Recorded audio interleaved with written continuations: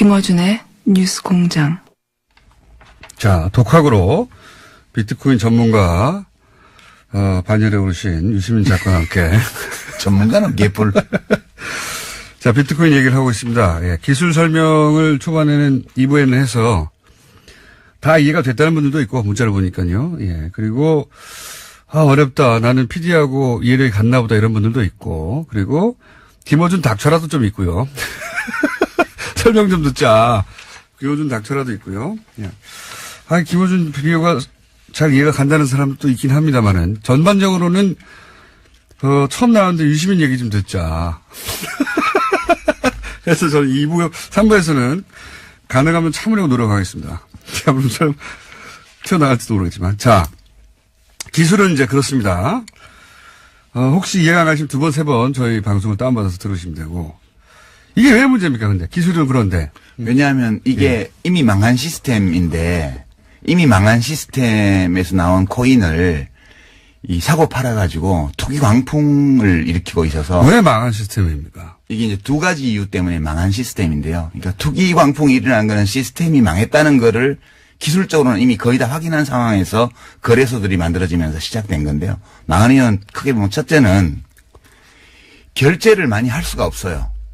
이게 원래 중앙기관이 필요 없고, 예. 그죠? P2P로 예. 개인 간에 바로 거래한다 그랬는데 예. 지금 채굴 업체들이요. 예. 새로 블록이 형성이 돼야 예. 채굴을 해야 이제 이게 시스템이 계속 유지가 그렇죠. 되는데 예. 0.0001%의 노드 그러니까 예. 이 시스템에 가입해 있는 컴퓨터 예. 사용자 중에서 0.0001%의 채굴 업체들이 블록을 만들고 있어요. 예. 그 나머지 99.9999%는 이 채굴 업체들이 블록을 생성해 줘야만 그렇죠. 예. 거래를 할 수 있는 거예요. 맞습니다. 예. 그러니까 그리고 이 1메가바이트로 한정되어 있는 이 블록의 크기, 블록의 생성 속도 이런 걸로 이제 계산해 보면 1초에 7건 정도밖에의 거래 트랜잭션이라 그러는데 예. 거래 내역을 1초에 7개밖에 못 적어요, 거기. 무슨 얘기냐면 비트코인을 물건을 사려고 하잖아요. 그때마다 확인을 해야 되는데. 그렇죠. 그건 예. 10분 걸리거든요, 최소한. 예. 왜냐하면 다음 블록이 형성되어서 예. 10분마다 블록이 형성되니까 거기에 이 트랜잭션이 기록이 되고 확인이 돼야 거래가 성립돼요. 예. 그러니까 미니멈 10분이고요. 수수료를 적게 표시하면 처리가 3일, 5일, 일주일도 안 돼요. 맞습니다. 수수료가 높은 걸 빨리 해줘요. 그럼 거래소에는 어떻게 이렇게 순식간에 되느냐? 그거 설명해 주셔야죠. 거래소는 지금 저 암호화폐에 뭐 비트코인 포함해서 거래하는 사람의 대부분이 네. 암호화폐 지갑이 없어요. 그것도 무슨 이 얘기냐? 블록체인 시스템에 안 들어와 있다고요. 예. 이거를 이제 들어와 있는 노드 컴퓨터로 하는 사람을 이제 온 블록체인이라 그러고요. 예. 이 블록체인 시스템과 전혀 무관하게 바깥에서 거래하는 사람 거를 오프 블록체인 거래라고 그러는데 예. 대부분의 암호화폐 거래가 오프고요. 예. 이 오프를 담당하는 거는 거래소인데 중개소. 예. 여기서 전자지갑을 갖고 있으면서 따로 DB를 만들어서 자기들 고객하고 거래를 하는 거예요. 예. 그래서 이 대부분의 거래가 블록체인과 관계가 없고 예. 이 거래를 블록체인에 집어넣으면 이 블록의 수수료가 커져요. 예. 그러면 그렇죠. 채굴 비용을 감당할 수 있죠. 예. 근데 채굴은 갈수록 어려워지고 아까 그랬잖아. 50만 번째 블록은 첫 번째 블록보다 2조 배 어렵다고요. 예. 1조 8천억 배. 그러니까 채굴 비용이 많이 들어가니까 이 채굴 비용을 뽑으려면 블록체인 보상금이 많아져야 되는데 이건 지금 처음에 50 비트코인에 시작해서 12.5까지 내려와 있죠. 예. 거꾸로 내려가고 있는 거죠. 수수료는 원래 늘어야 되는데 예. 거래를 처리하는 속도가 너무 느리고 그다음에 대부분의 거래가 오프에서 이루어지기 때문에 예. 보상금으로 들어오질 않아요, 이게. 이게 이런 겁니다. 만약에 블록체인이라는 게 이제 기본적으로 해킹이 불가능하고 그래서 우리가 거래를 할 때 블록체인이라는 플랫폼 위에서 거래가 일어나는 줄 아는데 그게 아니에요. 네, 대부분의 거래가 다 이거하고 무관해요. 그게 아니라 말씀하신 헤더건만 가지고 거래소가 따로 거래하는 겁니다. 사고 그렇죠. 파는 거예요. 네. 예. 그러니까 이게 블록체인 기술 위에서 해킹이 불가능하도록 거래가 이루어지는 게 아니라 사실 그거하고 상관없이 아무 상관없이 이루어지는 겁니다. 그래서 이 거래소가 필요한 것이고 그래서 거래소만 돈을 벌고 있는 지금 거죠. 벌집 계좌라고 해가지고요. 네. 지금 그 실명 확인 안 해주잖아요, 은행에서. 이 벌집 계좌가 거래소에 임원 명의로 법인 계좌를 만들어 놓고 그 계좌하고 거래하는 거예요. 예. 이 투자자들이. 그러니까 이거는 블록체인 기술 발전하고 전혀 무관한데 사실은 지금 이제 그게 그래서 첫 번째로 채굴 비용은 증가하고 예. 채굴에 따른 수익은 줄어들기 때문에 어느 시점에 가면 채굴 비용은 계속 올라가고 수익은 내려오다 보면 크로스가 이래 데드 크로스. 예. 그 시점이 되면 채굴이 중단이 돼요. 예. 채굴이- 보상이 미치지 못하니까요. 네, 채굴이 중단되는 순간 이 시스템은 끝장이에요. 그냥 서든 데스야. 채굴을 계속 해야지 돌아가는데 채굴을 해서 얻게 되는 이득이 채굴에 들어가는 비용보다 작아지면은 그렇죠. 중단하겠죠. 예. 중단하면 이 시스템이 돌아갈 수가 없는 거죠. 돌아갈 수가 없는 거죠. 예. 예. 그때가 올 수 있다는 거고. 그때가 반드시 와요. 그때가 오기 전까지 계속해서 가격이 올라가는 이유기도 합니다. 그렇죠. 예. 왜냐하면 보상이 있어야 되니까요. 이 가격이 올라가는 거는 실제로 이 블록체인을 기반으로 한 암호화폐 시스템에서 거래하는 사람들은 다 익명 거래고 전자지갑 주소로만 하고 있고요. 당사자들이 직접 하는 게 아니고 사실은 개별 사용자가 거래자가 시스템에다 정보를 집어넣고 그걸 받아가는 사람은 자기 암호키를 가지고 그 시스템에서 빼가는 구조예요. 예. 이렇게 돼 있는데 지금 그 가격을 지탱을 해야 되니까 내가 전자지갑을 여러 개 만들어 놓고 암호화폐 지갑을 내가 혼자서 거래해도 돼요. 그렇게 해서 지표를 끌어올리는 거죠. 그게 실제로 있었던 일이죠. 예전에 13년에 아직 이제 비트코인 가격이 $100 수준이었을 때 네. 갑자기 한두 달 만에 $1,000가 된 적이 있어요. 그렇죠. 근데 이제 그걸 나중에 올해 어떤 저널에서 발표를 했는데 이거 한 사람이 한 거다. 그렇죠. 프로그램 2개 돌려가지고. 아니 그거야 뭐 지갑 한 10개 만들어 놓고 사고 팔고 하면 까불나가는 거예요 계속. 그렇죠. 예, 그걸 실제로 이런 경우가 있었고 그러면 지금은 없느냐. 지금도 하고 있죠. 지금도 하고 있다고 봐야 되는 당연히 거죠. 하고 있는 거지 예, 그거는. 그러니까 이 시세가 시장이 저절로 조절되는 게 아니라는 겁니다. 기본적으로. 그러니까 노름판으로 치면 타짜들이 와서 다 판을 조작하는데 이게 순진한 그런 도박에 끌린 사람들이 들어와서 판돈 집어넣고 있는 거예요 지금. 블록체인 기술은 조작이 불가능하지만 고 이미지 때문에 거래소도 조작이 불가능할 거라고 생각하는데 그건 아니라는 겁니다. 그건 아니죠. 예. 지금은 근데 거래는 거래소에서 일어나는 거예요. 그러니까 지금 이게 블록체인 시스템은 안전해요. 예.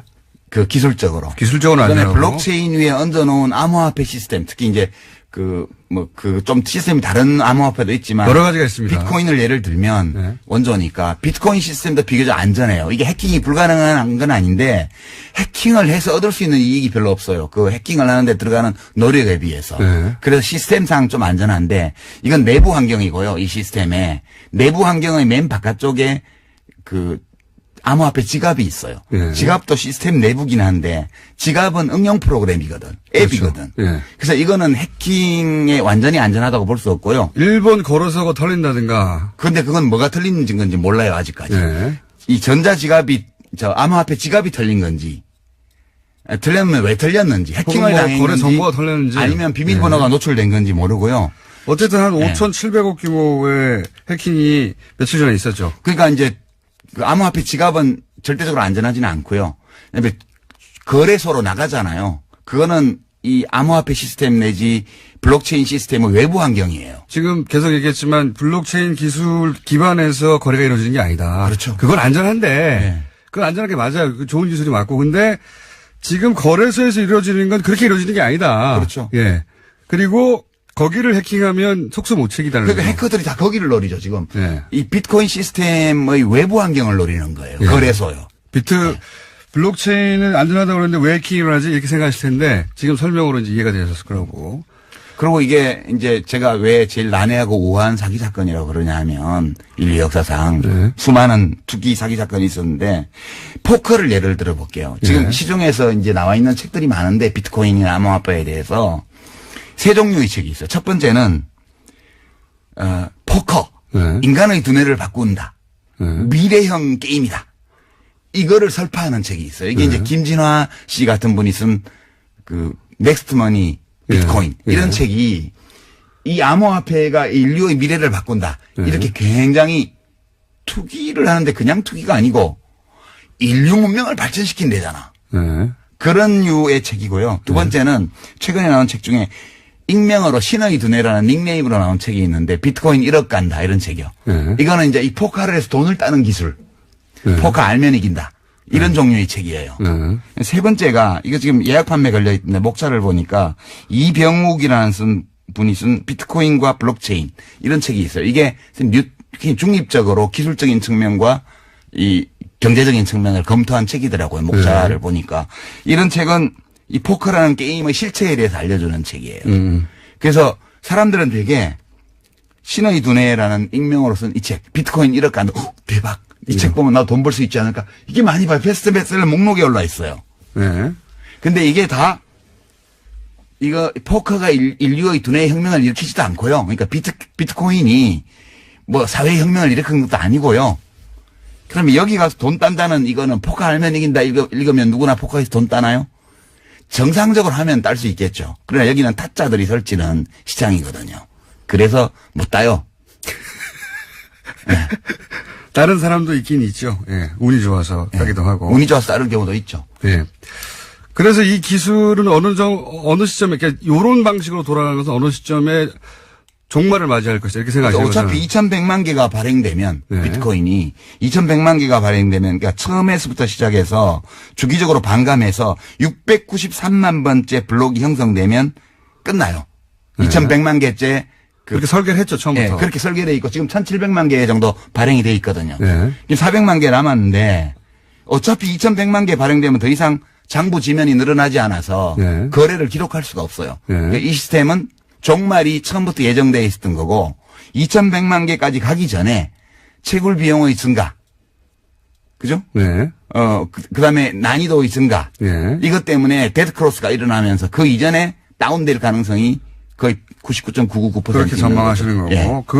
그것이 다운되는 순간 작업 증명이 안 되기 때문에 사실은 그렇죠. 시스템은 무용지물이 되는 것이고. 예, 시스템이 스톱되는 거예요. 그러면 비트코인은 코인이 아니고요. 그냥 디지털 데이터거든요. 예. 이 디지털 데이터는 이 블록체인 시스템 안에서만 의미를 가지는 건데 이 시스템이 다운되는 순간 가치가 제로예요. 그렇죠. 작업 증명이 안 되니까요. 예. 예. 이게 자, 이런 전망하에 이것이 기본적으로 도박이고 사기라고 이제 주장하시는 거예요? 이렇게 안 하시는 분들 계시지만 유시민 작가는 그렇게 생각하고 있습니다. 뭐 저는 하나의 시각을 말씀드리는 거죠. 예. 예. 그래서 그게 너무 걱정이 되기 때문에 왜냐면 언제 터진다 이거. 터지죠. 예. 언제 터지냐의 문제일 뿐 터진다고 생각하시기 때문에 이거 사람들 진정시켜야 된다고 나오신 거예요. 그죠? 진정시킨다는 목적이 아니고 저는 제가 이 비트코인이나 암호화폐나 블록체인에 대해서 잘은 모르지만 그냥 보통 사람 시민의 시선으로 예. 이해할 수 있는 선까지 이해해 본 결과 예. 이거는 폰지 사기나 튤립 투기나 이거하고 근본적으로 동일한 사건이에요. 예. 그러니까 실체적인 가치가 제로인데 가격을 지탱하기 위해서 무한히 투자자를 끌어들일 수 있다는 전제를 두고 예. 이 시스템을 돌리고 있는 거거든요. 이거는 어느 시점에 가면 끝나는데 90대 중반에 다단계의 20대들이 엄청 끌려 들어갔던 거 기억나시죠? 예, 예. 그때 그 다단계를 설파한 사람들이 뭐라 그랬습니까? 이걸 유통혁명이라 그랬어요. 예. 중간 마진을 없애서 생산자와 소비자가 모두 이익을 보게 함으로써 이 자본주의 경제의 유통 시스템의 혁명을 가지고 올 수 있는 거라고 하면서 사람들을 끌어들였잖아요. 네. 이 모든 사기에는 명분이 필요해요. 근데 이렇게 문명의 혁신이라든가 또는 경제의 혁신이라든가 이런 거창한 논리를 끌어들이면 네. 왠지 내가 하는 투기가 가치가 있는 듯한 느낌을 줘요. 그렇죠. 예. 예. 그래서 사실은 규제한다고 하면 사람들이 화를 내죠. 화를 내는데 화내죠. 사실은 너 일확천금 노리는 거지? 라고 말하는 것과 마찬가지거든, 이 규제가. 그럼 기분 나쁘지. 그러면 속내를 들키면서 움찔해요. 그러면서 야 기술 때문이야. 인류를 위해서야. 그런 심리구조하고 비슷한 겁니다, 사실은. 딱 그거예요. 비슷한 게 아니고. 화를 내는 건 기술 때문에 화를 낸다고 다들 얘기하는데 그게 아닙니다. 그래서 너 돈 때문에 그러는 거지라는 속내를 들켜서 그런 거예요. 예. 지금 암호화폐가요. 돈 벌고 싶어서 이러는 겁니다, 다들. 암호화폐가 한 1,500종 가까이 돼요. 근데 이 중에는 정말 블록체인 시스템과 무관한 암호화폐도 있고요. 이 ICO라 그래서 지금 되게 유식하게 들리죠. 예, 예. 이니셜 코인 오퍼링이라고 네네네. 해서 주식 공개하듯이 네, 맞습니다. 코인을 팔아요. 예. 채굴 안 해요. 리플 같은 거 채굴 예, 안 해요. 예. 그래서 뭐 리플은 시스템이 요거의 단점을 보완하거나 혹은 변종이 많이 있거든요. 예. 그러니까요. 이제 이 사람들이 이거를 규제하자고 그러면 퍼블릭 블록체인을 왜 규제를 하냐라고 얘기를 하는데 제가 아까 말씀드렸다시피 이건 퍼블릭과 아무 관계가 없어요. 예. 거래는 나우프에서 어떤 이루어지니까. 공적인 목적도 없는 거예요. 그냥 아무나 들어올 수 있는 거를 사람들은 퍼블릭이라고 이름을 붙였고 이 사람들이 그다음에 프라이빗 블록체인이라고 하는데 그게 사실은 퍼블릭한 거예요. 공공적인 거예요. 그게 은행에서 이용할 수 있는 기능이 필요한 사람들이 특별한 동기부여를 코인이나 이런 걸 안 줘도 자기가 여기 가입해서 유형 무형의 이익을 얻을 수 있는 사람들이 들어와요. 네. 그렇게 공공적 수요가 있는 분야에 공적인 어떤 효용을 가질 수 있는 블록체인을 프라이빗 블록체인이라고 그러고요. 저는 선거를 이걸로 하면 좋다고 봅니다. 선거? 예. 그렇죠. 투표 시스템 국민 같은 투표 시스템, 선거 시스템을 이걸로 할 수 있죠. 그러면은 위 변조가 절대 불가능하거든요. 불가능하죠. 예. 그래서 실제로 에스토니아든가 거기서는 블록체인 기술을 원용해가지고 선거 시스템을 구축하고 있어요. 그러니까 10초마다 그런 건 좋은 거예요. 10초마다 블록이 갱신되는 네. 이런 시스템을 도입하면 트랜잭션, 그러니까 거래 건수도 엄청나게 많이 처리할 수 있고 네. 그런 게 퍼블릭한 거죠. 그렇죠. 예. 근데 이거는 지금 이름을 퍼블릭이라고 붙여서 사람들 속이는 거예요. 이건 완전 프라이빗한 거예요. 이게. 그리고 사실은 이렇게 기술을 얘기하는 분들도 다 버블이 있다는 거 알아요. 알죠? 아는데 내가 돈 벌고 난 다음에 터지라고 하는 거예요. 본질은 그렇습니다. 예. 네. 그러니까 원래 이 비트코인 시스템이 사토시가 그 발표한 논문 제목이 피어 투 피어 네. 일렉트로닉 캐시 시스템이거든요. 그러니까 개인 간 직접 거래하는 그 전자화폐 시스템이라는 제목으로 논문을 냈고 네. 이게 취지가 중앙이 필요 없다. 탈중앙. 저는 그 정신을 존중합니다. 아니 뭐 어떤 데서는 존중할 수 있지만 화폐는 네. 꼭 그래야 되는 건 아니에요. 그러니까 그게 화폐로 넘어가서 그러는데 중앙이 없다. 중앙 서버가 없다. 네. 그다음에 세계 어디서나 거래할 수 있다. 수수료가 없다. 근데 개뿔 수수료가 없어요. 지금 중앙은 채굴업체하고 거래소가 중앙 노릇하고 있고요. 네. 수수료는 원래 사토시가 이 시스템을 발족할 때 최소 수수료를 0.00001 사토시. 그러니까 1억 분의 1 비트코인이 1 사토시인데 네. 1000 사토시를 최저 수수료를 했어요. 네. 근데 지금은 실제 평균 수수료가 그 150배예요. 150배요. 예전에 며칠 전입니까? 몇 주 전입니까? 이 비트코인 관련한 협회가 미국에서 네. 비트코인으로 입장권을 팔지 않았죠. 안 팔지, 못 팔지, 거래 못 해요. 그게 또 뭐 그런 이유도 있지만 또 하나는 실제 거래를 하려고 그랬더니 너무 오래 걸리는 거예요. 3일. 표를 사고 파는데 너무 오래 걸리는 거예요. 수수료도 15,000원. 그거는 지금 얘기한 대로 거래소가 아니라 직접 하려고 한 거거든요. 그러다 보니까 네. 협회도 이걸 화폐로 사용하지 못한 겁니다. 못하죠. 예. 이게 지금 이벤트가 많잖아요. 이벤트가 ICO라는 이벤트를 하고 한쪽에는 코인 판매요. 네. 최초 코인 발행. 이거는 채굴을 안 한다는 뜻이에요. 사용자들이. 네. 회사에서 코인을 다 만들어서 그냥 주식 팔듯이 팔아버리는 거예요. 그렇죠. 근데 돈을 받고 팔면 법에 걸려. 그러니까 기존의 암호화폐를 받고 코인을 팔아요. 이거 사기가 되게 많고요. 두 번째는 사기 지금. 내가 이 암호화폐로는 거래 못한다고 얘기해요. 거래할 수 있다는 걸 보여주려고 이벤트를 막 만들어요. 네. 뭐 부동산을 사고 팔았다. 그럼 누가 사고 팔았나 보면 비트코인 관계자예요. 암호화폐 관계자예요. 저희 PD 표정이 지금 약 10% 정도 이해하면서 나머지는 나는 이게 한계인가 보다 이런 표정이에요. 위메프하고 무슨 빗썸하고인가 해서 뭐 계약해가지고 지금 위메프에서 그 암호화폐 몇 종 가지고 판매한다는 이벤트가 어제 뉴스에 나왔잖아요. 네네. 그거 비트코인 거래 아니에요. 블록체인 거래 아니라고요. 그냥 거래소를 중간에 끼고 네. 소비자들은 마치 암호화폐로 지불하는 것처럼 하고 네. 그걸 위메프에서 모아서 네. 거래소하고 다시 환전하는 거예요. 맞습니다. 그 전부 다 100% 오프 블록체인 거래이기 때문에 암호화폐가 거래수단으로 사용되는 걸 증명하려고 만들어낸 사기 이벤트입니다. 그게 전부 다. 사기 이벤트. 아니면 아니라고 말 좀 해봐요. 초강성 발언 계속 나오고 있고요. 자, 실제 이제 이런 우려 때문에 규제 자체는 세계적인 추세죠. 지금. 그렇죠. 예. 어저께 다보스 포럼에서 뭐 유럽연합 정상들도 규제해야 된다고. 예, G20도 이제 하겠다고 하고. 근데 이게 한국 것만 해가지고는 우리도 겪었지만 그리고 다른 나라도 다들 겪고 있지만 한국 것만 해가지고는 여기 규제가 좀 생기면 다른 데 가거든요. 가도 돼요? 예. 제 말은 G20이 이제 그걸 자꾸 겪다 보니까 자기들끼리 단일한 규제안을 만들자 이런 얘기를 하고 있다고 하더라고요. 아니 뭐 단일한 규제를 해도 좋은데 일국적 규제를 해도 돼요? 이거는. 우리 아니 뭐 온라인 도박 단속을 뭐 유엔에서 해야 되나? 근데 이제 밖으로 빠져나가서 계속 하는 거죠. 아 그거는 P2P 거래밖에 안 되죠. 네. 그렇다 하더라도 돈을 계속 거기에 제 말은 뭐냐면 사고는 나는 겁니다. 사고. 무슨 사고 나냐면 이게 이제 바다 이야기가 자꾸 나와요. 바다 이야기가. 그런데 이제 자유한국당에서 이 규제가 기본적으로 잘못됐다는 접근이거든요. 근데 돈 넣나 봐. 암호화폐. 그거보다는 저는 요 뒤에 있는 어떤 정치적 셈법은 사고 날 거니까 사고 나라 이거예요. 나라 이거지. 예. 바다 이야기 대라. 그렇지. 대폭발해라. 그렇지. 대폭발해가지고 사람들 막 망해라. 그러니까 사람들 난리 나라 이거예요. 그거거든요. 규제 못하게 하고 막 계속 그 신기술 왜 규제하냐고 하고 이게 사실은 정치권에서 나온 주장은 폭발해라 난리 나라 이거예요. 바다 이야기 곱하기 100해라. 그렇게밖에 해석할 수가 없어. 그렇죠. 안 그러면 네. 돈 넣었다고 볼 수밖에 없지. 그리고 만약에 관계자들은 돈 때문에 그게 지금 네. 초기에 촉이 좋아서 이걸로 돈 벌 수 있다고 생각한 사람들이 비트코인 거래소를 만들었거든.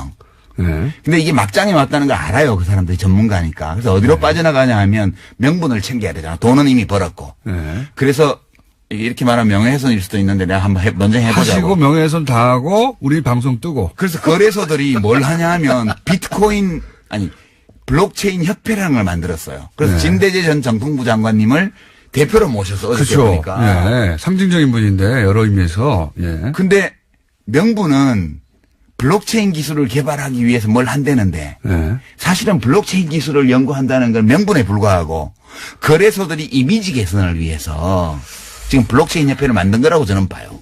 그렇게 개인적 의견입니다. 그렇지. 개인적 의견은 필요할 수 있는 거 아닙니까? 교통방송의 공식적인 입장과는 무관하죠. 예. 제 생각과도 무관하고 유시민 작가의 개인적인 의견으로 고소하려면 저쪽에 뭐 하려면 하라 이거지. 혼자 하시고요.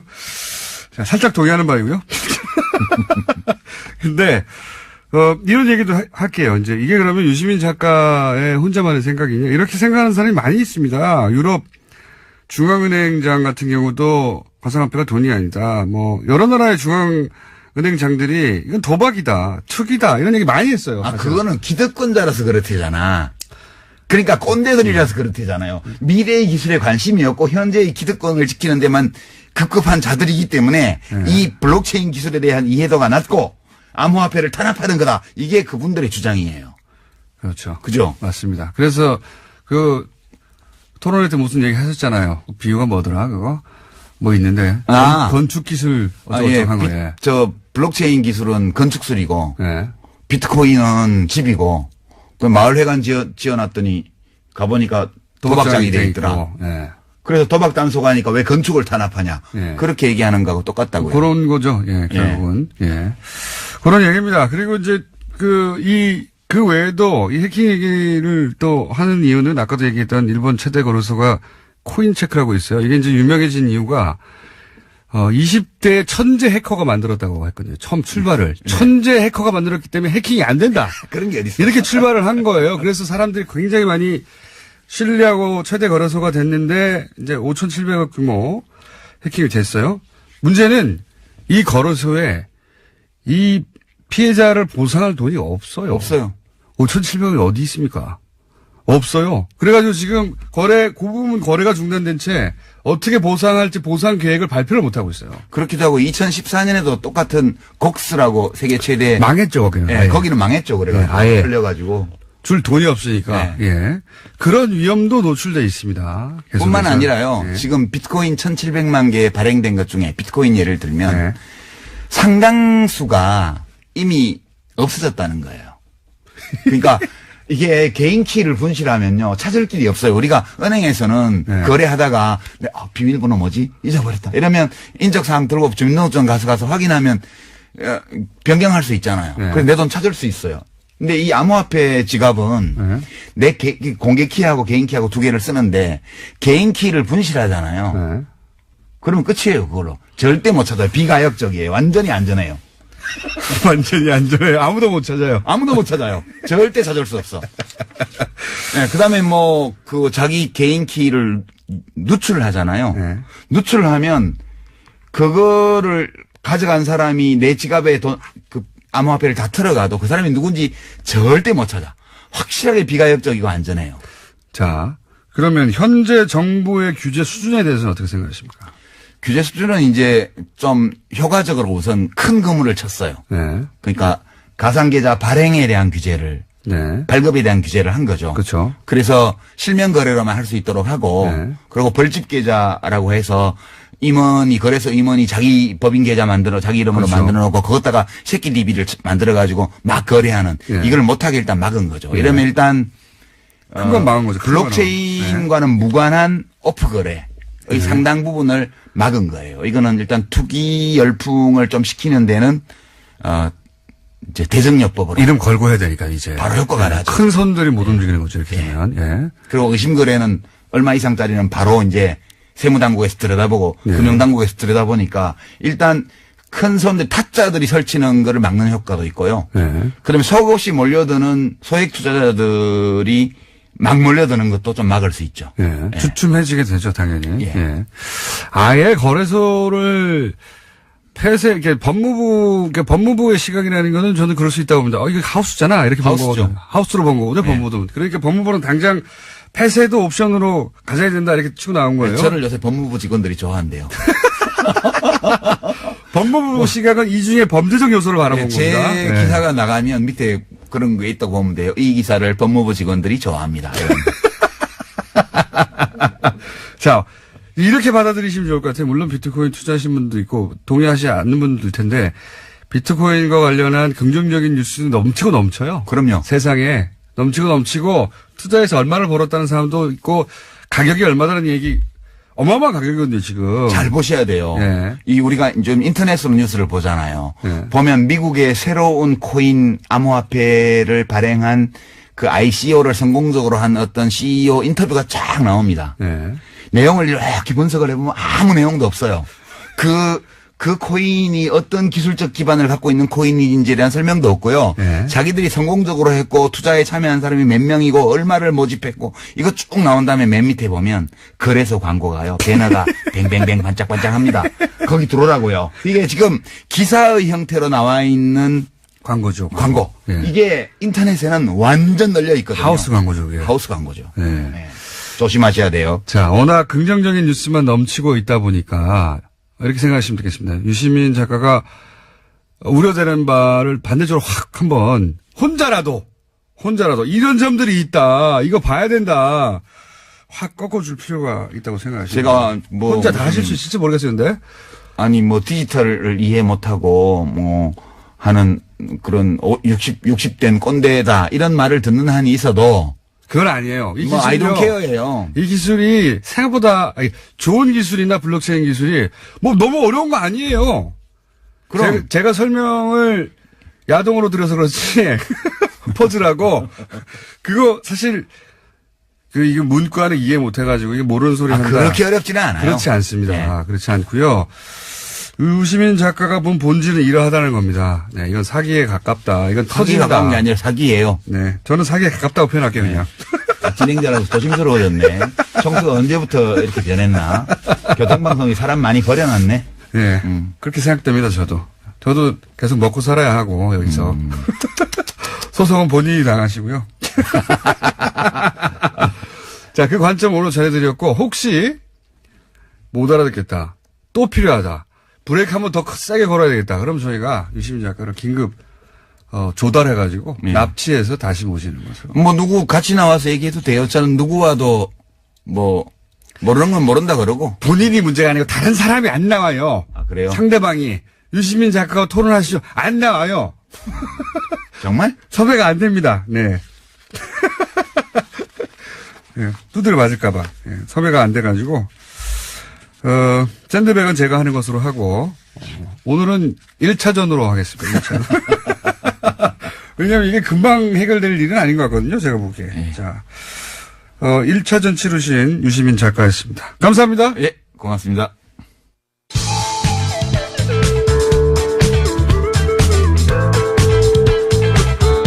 최강 시사 프로그램 김어준의 뉴스 공장.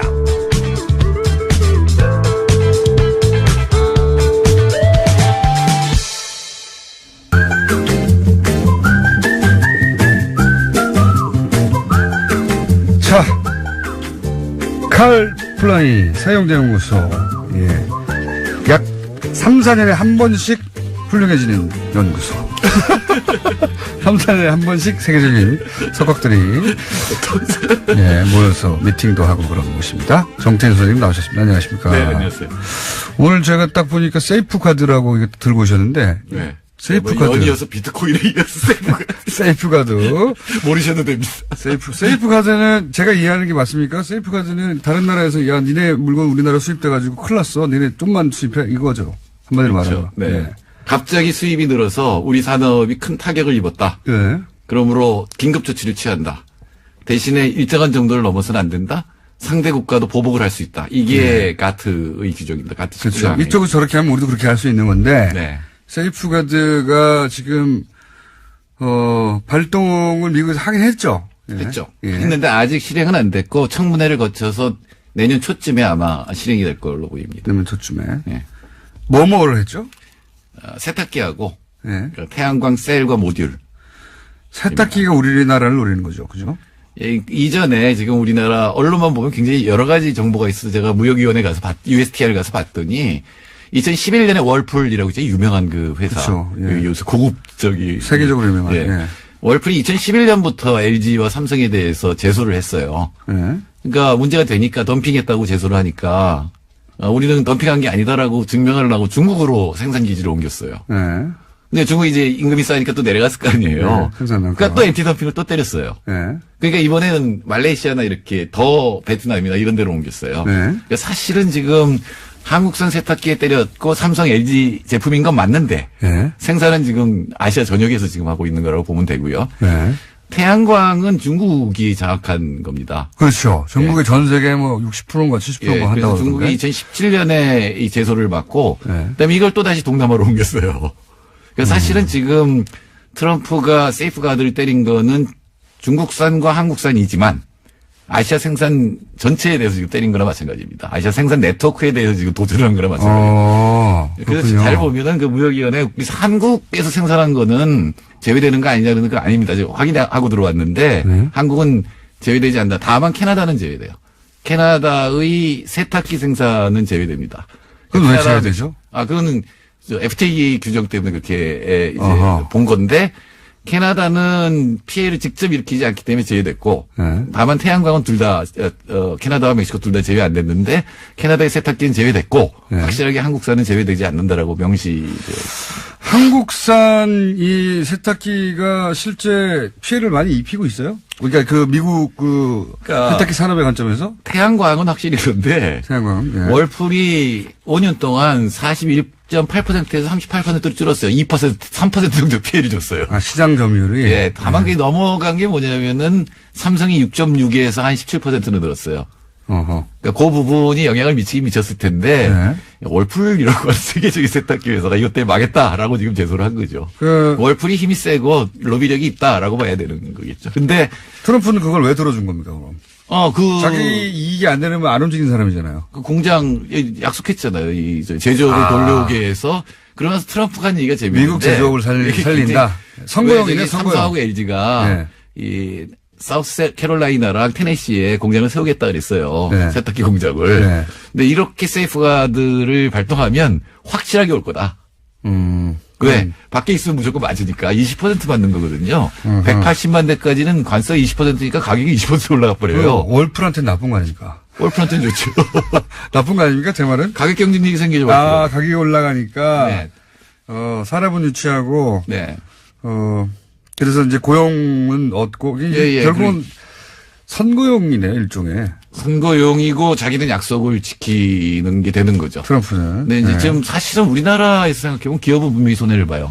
잘 생각해보면 삼성과 LG 이익이 줄어들어요. 그래서 우리나라에서 그렇죠. 일자리가 줄어드는 건 거의 없을 거예요. 삼성과 LG가 이제 얼마나 피해가 예상되는 겁니까? 지금 전방치로는? 좀 모르죠. 그러니까 이게 지금 통계도 그런데 대체로 둘 다 10억 불 정도 수출을 하고 있다라고 나오고 있는데. 수출 많이 하긴 하네요. 예. 예, 많이 합니다. 근데 그거에 대해서 이제 관세가 180만 대까지는 20%, 180만 대가 넘어가면 50%거든요. 예. 가격 반이 올라가는 거기 때문에 그러네요. 타격을 보기는 볼 거예요. 근데 아마도 지금 1년의 유예가 있기 때문에 그 사이에 뭔가 타협이 이루어질 여지는 분명히 있는 거고요. 선거가 끝나겠죠. 예, 선거가 끝나면 달라질 수도 있고 왜냐하면 이게 또 한미FTA 개정 협상하고 맞물려 있잖아요. 예. 사실은 한국 정부나 국민의 입장에서는 재벌 두 개의 기업 이익이 줄어드는 건 확실하지만 일자리나 우리나라 GDP에 미치는 영향은 적거든요.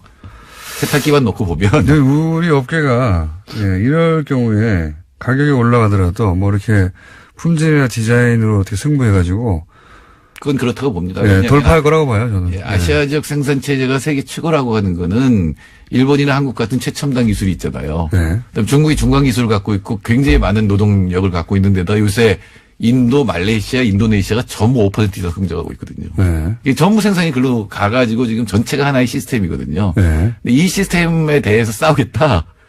그러니까 사실은 지금 공동 대응을 해야 돼요. 아시아가 생산 블록이 만들어지고 있는 거예요?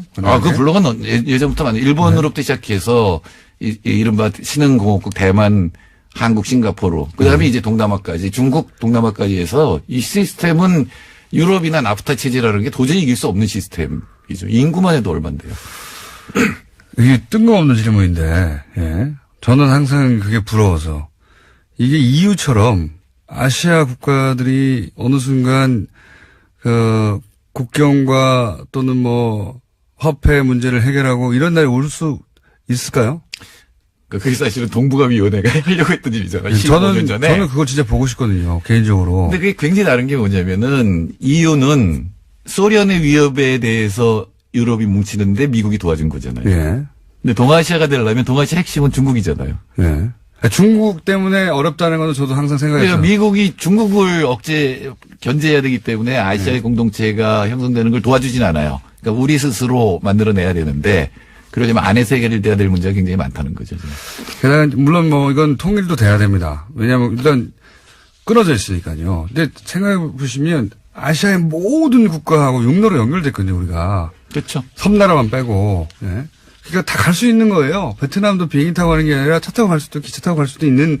네, 초고속 열차를 만들면. 네, 유럽처럼 다 묶여 있는데 이게 이제 지금 휴전선이 있고 뭐 그리고 중국이라는 뚜껑이 너무 커 위에 막고 있는 게 그러다 보니까 상상력 여기서 제한이 있는데 갑자기 그게 생각이 나죠. 아시아가 중국의 중국몽이라고 하는 거는 AIB를 통해서 아시아 대륙을 다 묶어버리고 유럽까지 연결하겠다는 거거든요. 이제 중국이 중심이 돼서 그걸 하려고 하는 거죠. 지금. 네, 그러니까 미국이 막는 거고 그거를 중간에 있는 국가들이 어떻게 서로 견제하고 도와주게 만드느냐 이게 어떻게 보면 크게는 관건이라고 생각하는데 세이프가 돼서 너무 많이 나갔다.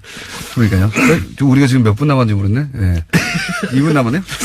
세이프가드 돌아와가지고 미국이 어쨌든 세이프가드를 발동해가지고 우리나라에서 특히 영향을 받는 세탁기에 대해서 그러면 지금은 몇만 대 팔고 있는데 앞으로는 몇만 대밖에 못 판다는 겁니까? 뭐 그거는 알 수 없고요. 한국 정부는 어떻게 해야 될까를 네. 얘기를 해야 되는데 지금 김현종 본부장은 네. 수익 급증도 증명할 수 없고 세탁기의 경우 예. 그다음에 산업 피해도 증명할 수 없기 때문에 이건 WTO에서 이긴다. 제소에서 이길 것이다. 예, 그다음에 보복 세이프가드는 안 합니까 혹시? 아니요, 그건 이제 WTO에서 하는 거는 오래 걸려요. 그래서 별 효과는 없는데 예.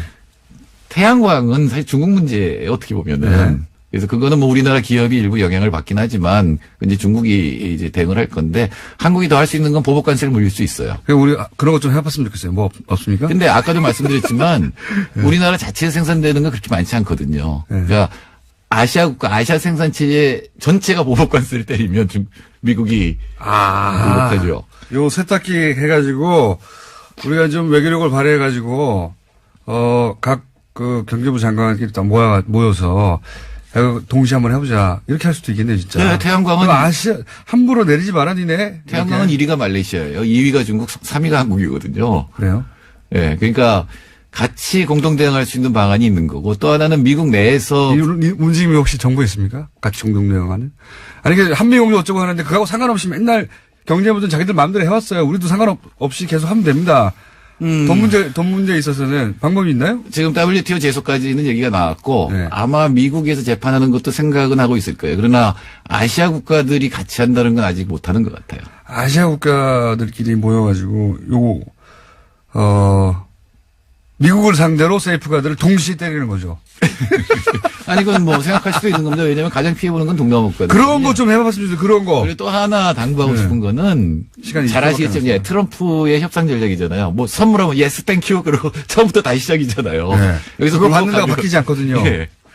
그걸 다 연계해서 장기 플랜을 세워야 되겠죠. 그러면 아시아 떼거리 세이프가드를 한번 해보자. 생각이 듭니다. 여기까지 하겠습니다. 정태인 소장님이었습니다. 감사합니다. 감사합니다. 안녕!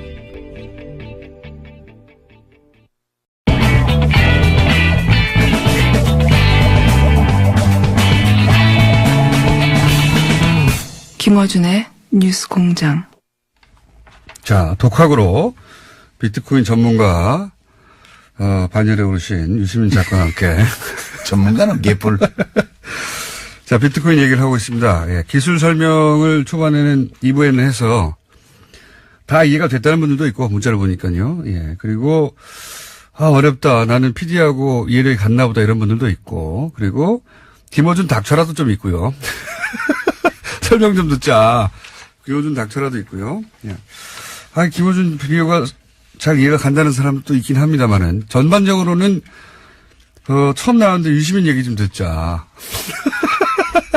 그래서 저는 2부, 3부에서는 가능하면 참으려고 노력하겠습니다. 물론 튀어나갈지도 모르겠지만. 자, 기술은 이제 그렇습니다. 혹시 이해가 안 가시면 2번, 3번 저희 방송을 다운받아서 들으시면 되고. 이게 왜 문제입니까, 근데? 기술은 그런데. 왜냐하면 이게 이미 망한 시스템인데 이미 망한 시스템에서 나온 코인을 이 사고 팔아가지고 투기 광풍을 일으키고 있어서 왜 망한 시스템입니까? 이게 이제 두 가지 이유 때문에 망한 시스템인데요. 그러니까 투기 광풍이 일어난 거는 시스템이 망했다는 거를 기술적으로는 이미 거의 다 확인한 상황에서 거래소들이 만들어지면서 시작된 건데요. 망한 이유는 크게 보면 첫째는 결제를 많이 할 수가 없어요. 이게 원래 중앙기관이 필요 없고, 예. 그죠? P2P로 예. 개인 간에 바로 거래한다 그랬는데 지금 채굴업체들이요. 예. 새로 블록이 형성이 돼야 예. 채굴을 해야 이제 이게 시스템이 계속 유지가 그렇죠. 되는데 예.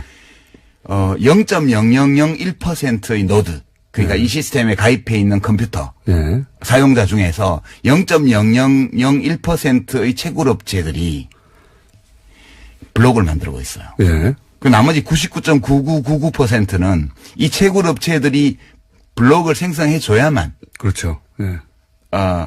거래를 할 수 있는 거예요. 맞습니다. 예. 그러니까 그리고 이 1메가바이트로 한정되어 있는 이 블록의 크기, 블록의 생성 속도 이런 걸로 이제 계산해 보면 1초에 7건 정도밖에의 거래 트랜잭션이라 그러는데 예. 거래 내역을 1초에 7개밖에 못 적어요, 거기에. 무슨 얘기냐면 비트코인을 물건을 살려고 하잖아요. 그때마다 확인을 해야 되는데. 그렇죠. 그건 예. 10분 걸리거든요, 최소한. 예. 왜냐하면 다음 블록이 형성되어서 예. 그 10분마다 블록이 형성돼. 틀렸면 왜 틀렸는지, 해킹을 뭐 당했는지, 거래 정보가 털렸는지. 아니면 비밀번호가 노출된 건지 모르고요. 어쨌든 한 네. 5,700억 규모의 해킹이 며칠 전에 있었죠. 그러니까 이제 그 암호화폐 지갑은 절대적으로 안전하지는 않고요. 그다음에 거래소로 나가잖아요. 그거는 이 암호화폐 시스템 내지 블록체인 시스템의 외부 환경이에요. 지금 계속 얘기했지만 블록체인 기술 기반에서 거래가 이루어지는 게 아니다. 그렇죠. 그건 안전한데. 네. 그건 안전한 게 맞아요. 그 좋은 기술이 맞고. 근데 지금 거래소에서 이루어지는 건 그렇게 이루어지는 게 아니다. 그렇죠. 예. 그리고 거기를 해킹하면 속수 못 채기다는 그러니까 거죠. 해커들이 다 거기를 노리죠, 지금. 예. 이 비트코인 시스템의 외부 환경을 노리는 거예요. 예. 거래소요. 블록체인은 안전하다고 그러는데 왜 해킹을 하지? 이렇게 생각하실 텐데 지금 설명으로 이제 이해가 되셨을 거라고. 그리고 이게 이제 제가 왜 제일 난해하고 우아한 사기 사건이라고 그러냐 하면 인류 역사상 네. 수많은 투기 사기 사건이 있었는데 포커를 예를 들어 볼게요. 지금 네. 시중에서 이제 나와 있는 책들이 많은데 비트코인이나 암호화폐에 대해서 세 종류의 책이 있어요. 첫 번째는 포커. 네. 인간의 두뇌를 바꾼다. 네. 미래형 게임이다. 이거를 설파하는 책이 있어요. 이게 이제 김진화 씨 같은 분이 쓴 그 넥스트 머니 비트코인 예. 이런 예. 책이 이 암호화폐가 인류의 미래를 바꾼다. 네. 이렇게 굉장히 투기를 하는데 그냥 투기가 아니고 인류 문명을 발전시킨대잖아. 네. 그런 류의 책이고요. 두 번째는 최근에 나온 책 중에 익명으로 신의 두뇌라는 닉네임으로 나온 책이 있는데 비트코인 1억 간다 이런 책이요. 네. 이거는 이제 이 포카를 해서 돈을 따는 기술. 네. 포카 알면 이긴다. 이런 종류의 책이에요. 네. 세 번째가 이거 지금 예약 판매 걸려 있는데 목차를 보니까 이병욱이라는 분이 쓴 비트코인과 블록체인 이런 책이 있어요. 이게 중립적으로 기술적인 측면과 이 경제적인 측면을 검토한 책이더라고요. 목차를 보니까. 이런 책은 이 포커라는 게임의 실체에 대해서 알려주는 책이에요. 그래서 사람들은 되게 신의 두뇌라는 익명으로 쓴 이 책, 비트코인 1억 간다. 대박. 이 책 보면 나 돈 벌 수 있지 않을까. 이게 많이 봐요. 베스트셀러 목록에 올라 있어요. 네. 근데 이게 다 이거 포커가 인류의 두뇌 혁명을 일으키지도 않고요. 그러니까 비트코인이 뭐 사회 혁명을 일으킨 것도 아니고요. 그러면 여기 가서 돈 딴다는 이거는 포커 알면 이긴다 읽으면 누구나 포커에서 돈 따나요? 정상적으로 하면 딸 수 있겠죠. 그러나 여기는 타짜들이 설치는 시장이거든요. 그래서 못 따요. 다른 사람도 있긴 있죠. 예. 운이 좋아서 따기도 하고. 운이 좋아서 따를 경우도 있죠. 예. 그러니까 거기에 이 트랜잭션이 기록이 되고 확인이 돼야 거래가 성립돼요. 그러니까 미니멈 10분이고요. 수수료를 적게 표시하면 처리가 3일, 5일, 일주일도 안 돼요. 맞습니다. 수수료가 높은 거는 빨리 해줘요. 그럼 거래소에는 어떻게 이렇게 순식간에 되느냐? 그거 설명해 주셔야죠. 거래소는 지금 저 암호화폐에 뭐 비트코인 포함해서 거래하는 사람의 대부분이 네. 암호화폐 지갑이 없어요. 그것도 무슨 이 의미냐? 블록체인 시스템에 안 들어와 있다고요. 예. 이거를 이제 들어와 있는 노드 컴퓨터로 하는 사람을 이제 온 블록체인이라 그러고요. 예. 이 블록체인 시스템과 전혀 무관하게 바깥에서 거래하는 사람 그를 오프 블록체인 거래라고 그러는데 예. 대부분의 암호화폐 거래가 오프고요. 예. 이 오프를 담당하는 거는 거래소인데 중개소. 예. 여기서 전자지갑을 갖고 있으면서 따로 DB를 만들어서 자기들 고객하고 거래를 하는 거예요. 예. 그래서 이 대부분의 거래가 블록체인과 관계가 없고 예.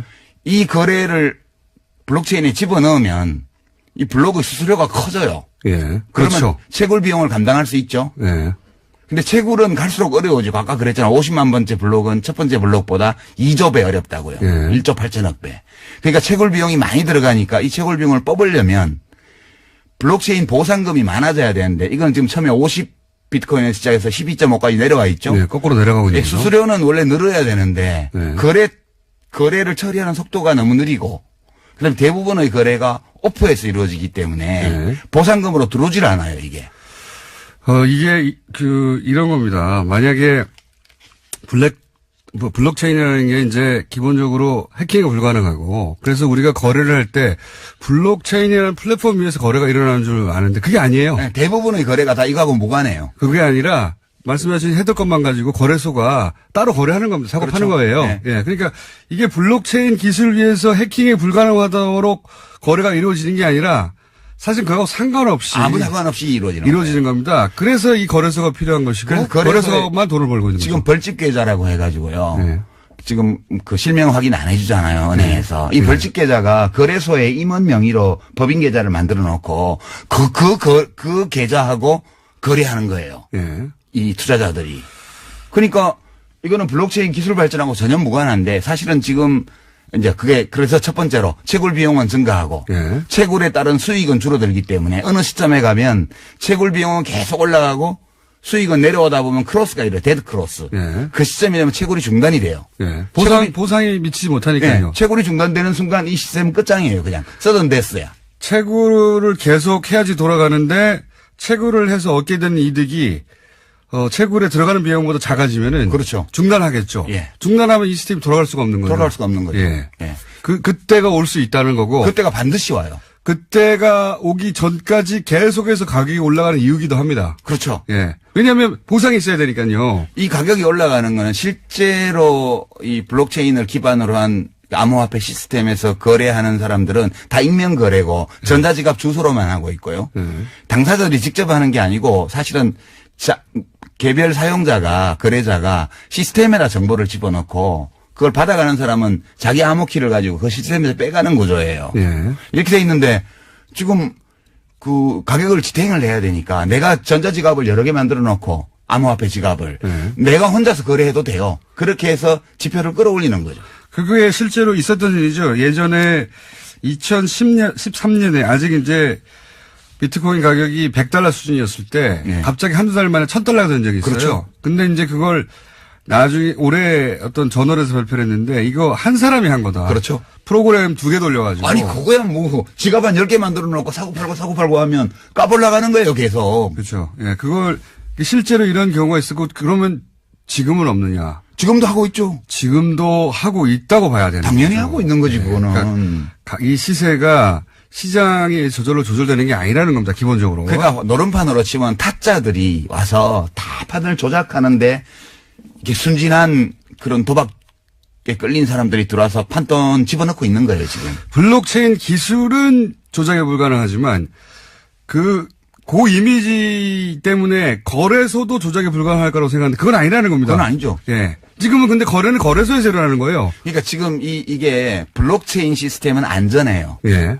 그 기술적으로. 기술적으로는 그다음에 안전하고. 블록체인 위에 얹어놓은 암호화폐 시스템, 특히 이제 좀 시스템이 다른 암호화폐도 있지만 여러 가지가 있습니다. 비트코인을 예를 들면 네. 원조니까 비트코인 시스템도 비교적 안전해요. 이게 해킹이 불가능한 건 아닌데 해킹을 해서 얻을 수 있는 이익이 별로 없어요. 그 해킹을 하는데 들어가는 노력에 비해서. 네. 그래서 시스템상 좀 안전한데 이건 내부 환경이고요. 이 시스템에 내부 환경의 맨 바깥쪽에 그 암호화폐 지갑이 있어요. 예. 지갑도 시스템 내부긴 한데 지갑은 응용 프로그램이거든. 앱이거든. 그렇죠. 예. 그래서 이거는 해킹에 완전히 안전하다고 볼 수 없고요. 일본 거래소가 털린다든가. 그런데 그건 뭐가 틀린 건지 몰라요 아직까지. 예. 이 전자지갑이 암호화폐 지갑이 털린 건지.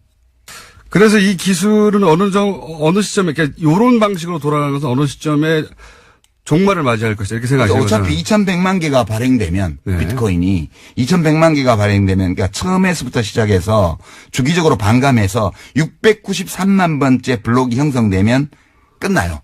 네. 2,100만 개째 그렇게 설계를 했죠 처음부터. 예, 그렇게 설계되어 있고 지금 1,700만 개 정도 발행이 돼 있거든요. 네. 지금 400만 개 남았는데 어차피 2,100만 개 발행되면 더 이상 장부 지면이 늘어나지 않아서 네. 거래를 기록할 수가 없어요. 네. 그러니까 이 시스템은 종말이 처음부터 예정되어 있었던 거고 2,100만 개까지 가기 전에 채굴 비용의 증가.